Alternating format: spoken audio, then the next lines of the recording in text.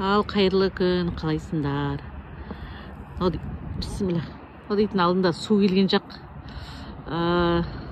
Трасса, Атырау Астархан трассы.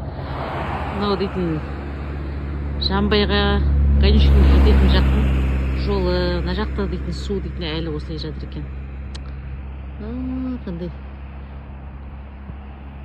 Қандай көлемді алып жатыр, анан қарандар. Ужас. Жердің астына неге сіңіп кетпей тұр деймін да, мына су. Қыста дейтін жер каток болатын бар. Конькиімізді әкеліп мына жерде каток ойнайтын бармыз. Құдай сақтасын.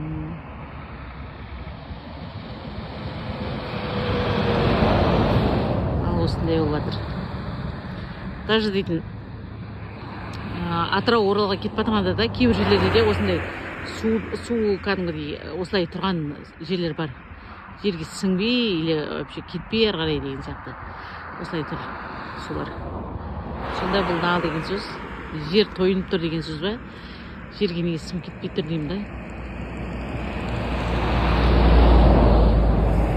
Ал біздер Жамбайға кетіп жатырмыз. Бұйырса.